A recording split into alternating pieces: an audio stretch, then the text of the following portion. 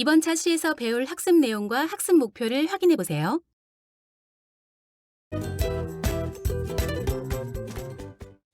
지난 시간 파이썬 변수와 입력 사용해보기에 대한 연습 문제를 내드렸는데요.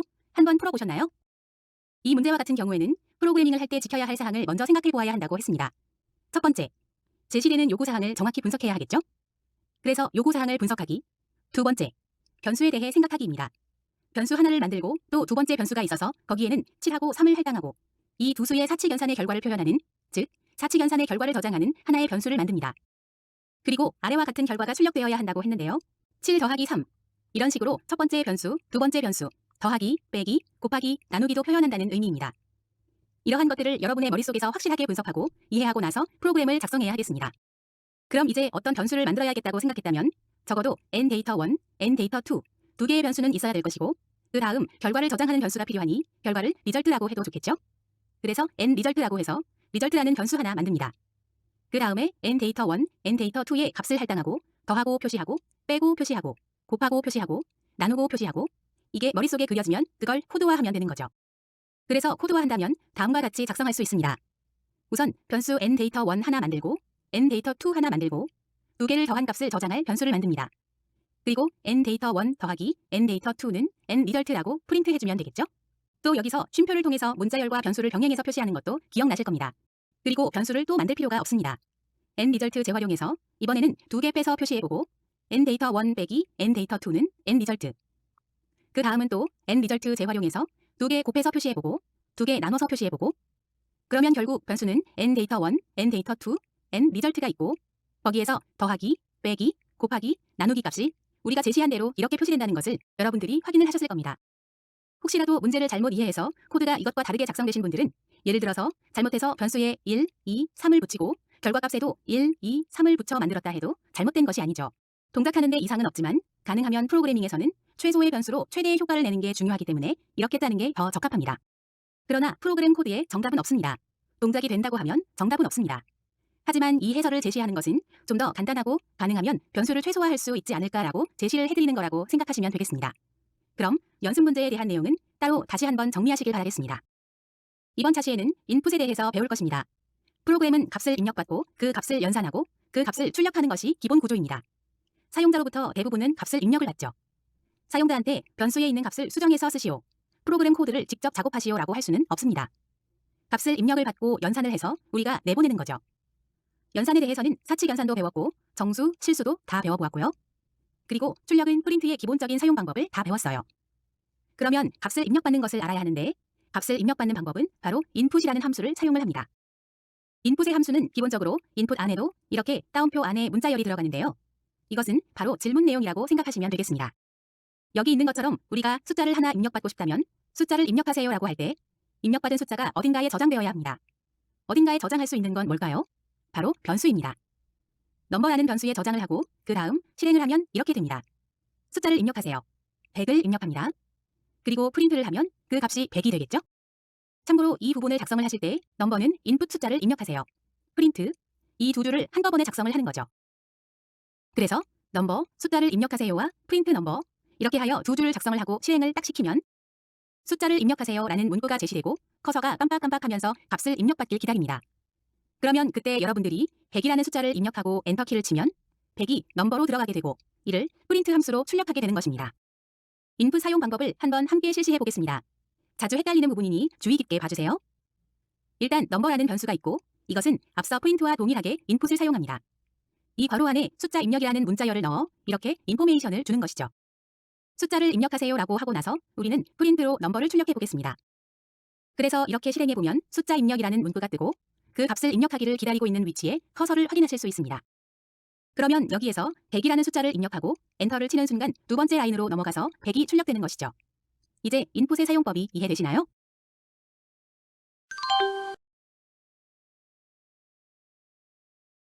그렇다고 한다면 학습자 여러분들이 다음의 연습 문제를 직접 한번 해결해 보도록 합시다. 다음 문제를 보면 두 개의 숫자를 입력받아서 결과를 화면에 표시해보기, 그리고 이 두 수를 더해 원하는 결과가 나오는지 확인해보기라는 문제입니다. 그럼 학습을 잠시 멈추고 직접 프로그램을 작성해보도록 하겠습니다. 어렵게 생각하지 말고 앞서 배웠던 내용을 다시 한번 종합하여 떠올려보면 충분히 작성할 수 있는 문제입니다. 그럼 시작해보실까요? 어떤가요? 작성해보니 결과가 원하는 대로 나타났나요? 여기서 첫 번째 숫자를 입력하세요를 출력하기 위해 nData1에는 인풋을 사용해서 첫 번째 숫자를 입력하세요 라고 작성하고 nData2라는 변수에는 인풋을 사용해서 두 번째 숫자를 입력하세요 라고 작성합니다. 그러고 나서 print nData1 플러스 nData2 이렇게 작성한 경우도 있을 것이고 또 nResult는 nData1 플러스 nData2 그리고 print nResult 이렇게 작성한 경우도 있을 것입니다. 그런데 어떤가요? 결과로 예를 들어 12와 34 두 개를 더하면 46이 나와야 되는데 1234 이렇게 나오게 되었을 겁니다. 이렇게 원하는 결과가 나오지가 않는 학습자분도 계시죠? 그 이유는 무엇일까요?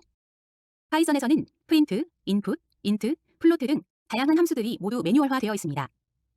그런데 input 함수는 다음과 같이 매뉴얼화되어 있는데요. 참고로 최근에는 한글 설명도 지원이 된다고 합니다. 그래서 여기 스트링은 바로 문자열을 의미합니다. 그러니까 인풋으로 받아들이는 이 값은 문자열이 되는 겁니다. 그래서 예를 들면 데이터1이라는 변수에 인풋해서 괄호 안에 어떤 숫자, 예를 들어 3, 2, 4라고 입력하고 엔터를 하면 숫자 3, 2, 4가 아닌 문자열 3, 2, 4가 되는 것입니다. 그래서 인풋은 기본적으로 문자열이 리턴되는 구조입니다. 그래서 여기 보는 것처럼 인풋으로 받아들이는 내용은 문자열로 처리가 돼요. 인풋으로 받아들이면 A는 10을 입력하고 A의 타입을 출력해 보는데요. 그러기 위해서 타입 A로 작성하면 다음 줄에 클래스 스트링, 즉 문자열이 됩니다. 그래서 결국은 우리가 받아들이는 문자열을 정수로 변환을 해야 되겠죠? 그렇다면 정수로 어떻게 변환해야 할까요?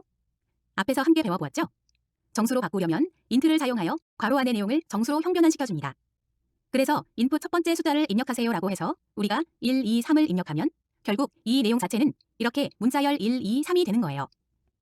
이거를 정수로 바꾸려면 int 문자열 1, 2, 3 이렇게 작성하는 것이죠. 그래서 A에는 1, 2, 3이라고 하면 A에 1, 2, 3이 들어가고 B는 2. 그러면 이 부분도 역시 인티저로 바꿔야 되죠. 그러면 결과로 123 더하기 2 하여 125가 나오는 겁니다. 여기를 이렇게 정수로 바꾸는 그 이유를 여러분들이 꼭 이해를 하시기 바랍니다. 그래서 이렇게 해서 인풋은 기본적으로 우리가 받아들이는 값이 문자열이기 때문에 정수로 형변환을 해서 변수에 집어넣는다라는 내용 이해하시면 됩니다. 그러면 결과적으로 전체적으로 첫 번째 정수 입력하세요, 두 번째 정수 입력하세요 했을 때 첫 번째 정수와 두 번째 정수 각각의 값의 합은 토탈입니다. 하려면 이게 완성된 코드죠. 그래서 이렇게 하면 첫 번째 정수 입력하세요. 그러면 300, 두 번째 정수 입력하세요 하면 400. 그래서 300과 400의 합은 700입니다. 이런 식으로 표시가 됩니다. 그래서 앞서 이야기한 내용을 도식화하면 다음과 같습니다. 첫 번째 정수를 입력하세요 하고 인풋으로 받아들이면 이 300은 무엇일까요? 이는 문자열 300이고 int 함수를 통해서 문자열 300은 숫자 300과 동일하기 때문에 이것은 300이라는 수가 되고 두 번째도 똑같은 과정을 거쳐서 400이 되어 이 두 수를 더하면 700이 되는 겁니다. 중요한 건 뭐냐 하면 인풋으로 받아들인 데이터는 문자열이고 우리가 이 문자열을 연산을 하려면 꼭 int, 정수면 int, 실수면 float 함수를 사용해서 해당되는 데이터 형태로 바꾸고 연산을 해야 된다는 것이죠.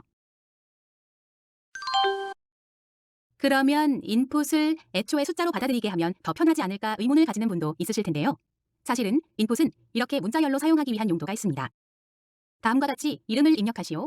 홍길동. 그 다음 그럼 홍길동 씨 안녕하세요 라고 출력하고요. 파이썬에 오신 것을 환영합니다 라고 출력하고자 합니다.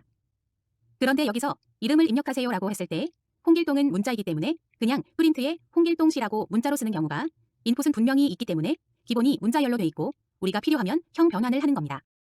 그래서 여기 있는 것처럼 정수와 문자열을 모두 입력받아 홍길동 씨 안녕하세요. 파이썬에 오신 것을 환영합니다 라는 프로그램과 첫 번째 정수를 입력하시오. 300, 400.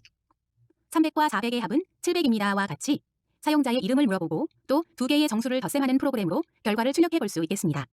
그럼 지금 학습을 잠시 멈추고 학습자 여러분이 직접 이 코드들을 작성해보는 시간을 가져봅시다. 이름을 입력받아 누구씨 안녕하세요. 파이썬에 오신 것을 환영합니다 라는 문구가 출력되도록 하고요. 그 다음 두 개의 정수를 차례로 입력받아 두 정수의 합을 출력하도록 합니다. 이 두 가지를 직접 작성해보고 동일한 결과가 나온 뒤 다음 학습을 이어가시면 되는데요. 이러한 연습을 통해 인풋 사용에 익숙해지길 바라며 중요한 점은 인풋은 기본적으로 문자열로 받아들이고 우리가 연산을 하려면 int나 플로트로 형 변환을 해야 한다는 점을 꼭 기억해 주시면 되겠습니다. 그럼 직접 실습해 보시기 바랍니다.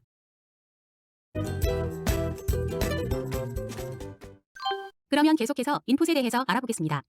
앞서 살펴보았듯 인풋은 숫자 하나를 입력받게 되는데요. 숫자 하나를 입력을 받을 때는 예를 들어서 nData1이라는 변수를 우리가 값을 입력을 받으려면 nData1은 인풋으로 값을 입력을 받는데 여기 괄호 부분에 내용을 써주고 이 내용을 숫자로 사용하려면 int로 형 변환을 한다는 것만 일단 기억을 하시면 됩니다. 그런데 이번에는 두 개의 값을 입력을 받는다 할 때는 input을 사용하게 되면 input에서 바로 안의 내용은 input 객체의 멤버 함수라고 하는데요. 이것은 지금 당장 여러분들이 이해하기 어려운 개념일 수 있습니다. 그러므로 input이라고 하는 것의 기능은 이 함수와 같다라는 의미로 접근하시면 됩니다. 그래서 input의 기능 중에 스플릿을 사용하면 여러 개의 변수를 입력받을 수 있다. 이렇게 이해를 하시면 됩니다. 예를 들어서 두 개의 숫자를 입력받고 싶다고 할 때 보시는 것과 같이 input.split해서 앞에 변수들 두 개를 써주는 거예요. 그러면 i1, i2로 문자열로 두 개의 변수를 입력받게 됩니다. 그래서 예를 들어서 우리가 두 수를 입력하시오라고 하고 12, 75 두 수를 입력할 때 꼭 이렇게 스페이스로 사이를 둔 상태로 엔터를 치는 겁니다. 그러면 여기는 문자열 12가 들어가고 여기는 문자열 75가 들어가는 거죠. 그런데 12, 75는 문자열이기 때문에 int로 형 변환을 해서 i1, i2에 넣어줘서 두 수의 합은 이렇게 표현이 되는 것이죠. 참고로 문법을 정리할 때는 순서대로 쭉 정리하면 좋습니다. 기본적으로 인풋을 받아들일 때 인풋 하나만 쓰면 괄호 안에 내용을 쓴다는 것까지는 모두 알고 계시죠? 그런데 인풋 하나만 사용한다면 그 값은 문자열이 되기 때문에 인풋은 int로 바꿔주면 우리가 정수 형태로 사용할 수 있습니다. 그래서 인풋에 여러 개의 값을 받고 싶으면 input.split을 사용하고 거기에 s1, s2로 두 개를 받도록 하면 s1은 s1대로 정수로 s2는 s2대로 정수로 이렇게 바꿔야 되고 그래야 연산이 가능하다라고 기억해 두시면 되겠습니다. 그런데 input.split을 적용할 때 여기를 int로 적용하면 안 될까요? 네, 이렇게 하게 되면 문법적으로 허용되지 않는 코드가 됩니다. 그러니까 input.split으로 받아들이는 것, 즉 한꺼번에 어떤 데이터 타입으로 바꾸는 건 향후 학습에서 다루게 될 내용인데요. input.split으로 받아들이는 건 여러 개의 값이지만 int는 하나의 값만을 정수 형태로 바꿔주기 때문에 여기를 int로 이렇게 씌우는 것은 허용되지 않는다라고 이해를 하시면 되겠습니다. 그런데 여기서 우리는 두 수를 입력하세요라고 하고 12, 한 칸 띄우고 23, 엔터와 같이 입력해야 됩니다. 여러분, 값을 입력할 때 12 엔터를 하게 되면 에러가 납니다. 그 이유가 무엇일까요? 그건 두 개의 값을 입력받아야 되는데 하나만 입력하게 되기 때문입니다. 그러니까 12하고 한 칸을 띄우고 23 엔터를 하게 되면 스플릿에 아무것도 적용하지 않을 경우 12 스페이스바 23의 의미로 받아들이게 되는 것입니다. 그런데 만약에 그렇지 않고 나는 두 개의 값을 입력할 때 슬래시로 구분하고 싶어 라고 할 때에는 input.split을 동일하게 적용하되 스플릿 함수에 슬래시를 적용해줍니다. 그러면 문자열 두 개를 입력하세요 라는 문구가 출력될 때 10 띄우고 20이라고 작성하는 것이 아니라 10/20으로 작성해야 합니다. 그러면 각각의 값이 A와 B로 입력되는 것을 확인하실 수 있습니다.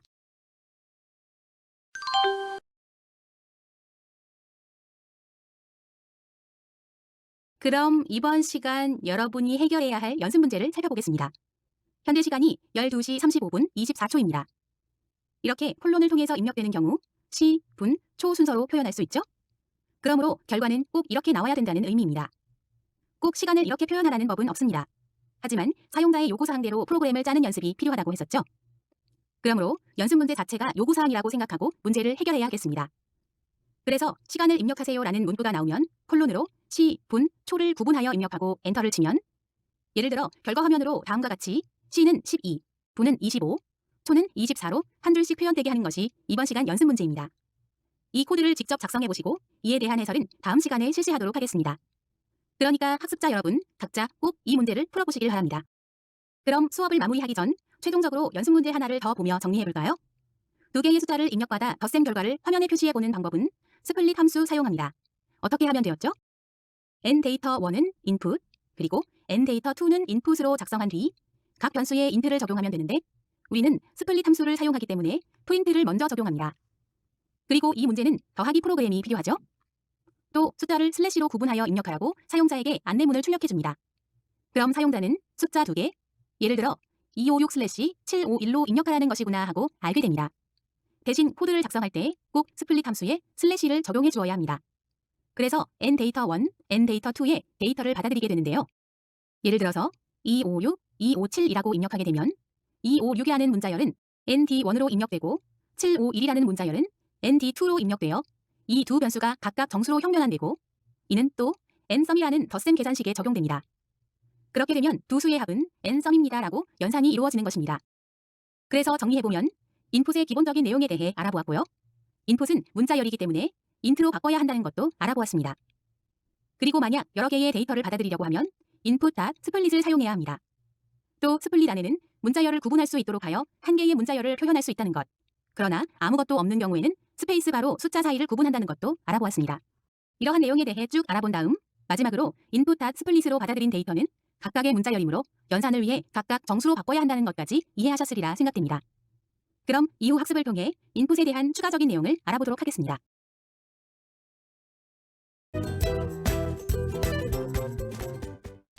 그 다음에 우리가 알아야 할 것이 아스키 코드입니다. 이것은 문법이라기보다는 문자 표현 방식이라 할 수 있는데요. 이전 학습에서도 말씀드렸지만 파이썬을 배우는 중간중간 여러분들이 알아야 하는 컴퓨터 관련 이론이나 프로그래밍 개론적 내용을 함께 확인해야 한다고 했습니다. 그런 의미로 이번에는 아스키 코드라는 것을 한번 알아보겠습니다. 아스키 코드는 표준 규칙인데요. 어떤 표준 규칙이냐 하면 아메리칸 스탠다드, 즉 미국 표준협회에서 제정한 문자 표현 방식입니다. 예를 들어 키보드에 A키가 있잖아요. A키를 눌렀는데 그 누른 A키가 컴퓨터 안에서는 A키를 어떻게 인식할까요? 컴퓨터 안에 있는 유일한 진수는 이진수죠. 그래서 0과 1로 표현되는데요. 그러면 결국 A를 어떤 숫자 형태로 표현돼서 정보를 전달해야 된다는 거죠. A키를 눌렀다면 A에 해당하는 예를 들어 74나 B는 75 이렇게 정해진 숫자로 전달해야 된다는 거예요. 그리고 숫자 1이 아닌 문자 1도 96, 문자 2는 97, 74, 75, 96, 97은 그냥 임의의 수입니다. 예를 들어 A라는 컴퓨터, B라는 컴퓨터가 있다고 칩시다.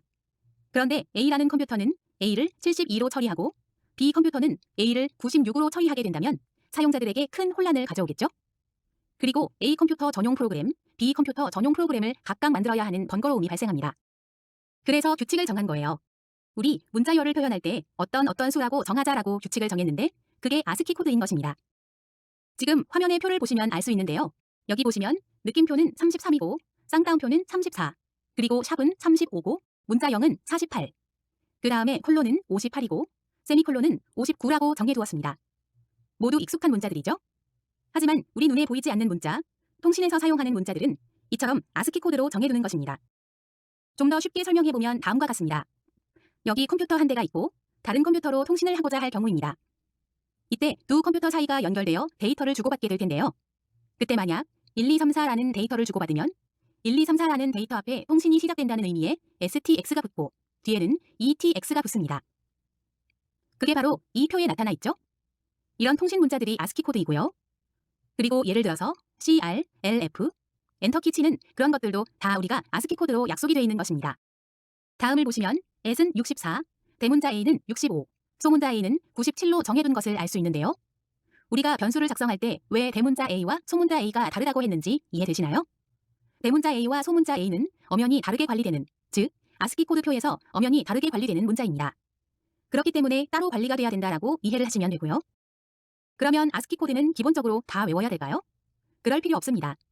프로그래밍을 오래 한 개발자들도 대문자 A는 65고 소문자 A는 97이지 정도는 살짝 기억할 수 있을지 모르지만 대부분 이 코드를 모두 외우는 경우는 없습니다. 대신 여러분들이 필요한 경우 각각의 문자의 아스키 코드를 보는 함수가 제공이 되는데 그게 바로 ORD 함수입니다. ORD라는 함수를 사용을 하면 아스키 코드 값을 화면에 볼 수 있어요.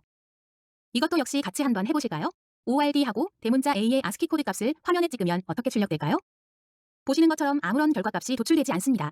왜 그럴까요? 여러분도 이제 금방 눈치채셨으리라 생각됩니다. ORD 대문자 A의 결과값을 보려면 프린트로 ORD 대문자 A를 출력해 주어야 하겠죠? 그러면 대문자 A의 아스키 코드 값은 65라는 것을 이렇게 확인을 할 수 있습니다. 그래서 이렇게 아스키 코드에 대해서 알아보았는데요. 대문자 A의 아스키 코드 값, 그 다음 문자 1의 아스키 코드 값, 문자 소문자 A의 아스키 코드 값을 모두 다 직접 실습을 통해 확인해 보시기 바랍니다. 꼭 화면을 열어 짜보시는 것이 좋고요. 반대로 아스키 코드에 해당하는 문자를 알아보려면 CHR 함수를 사용합니다. CHR은 캐릭터의 약자인데요.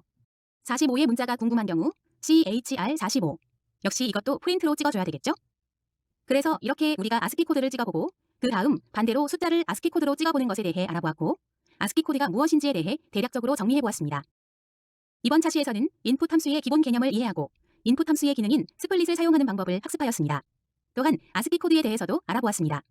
다시 한번 오늘 배운 내용을 생각하면서 잘 정리해보세요. 학습한 내용을 문제를 통해 확인해보겠습니다.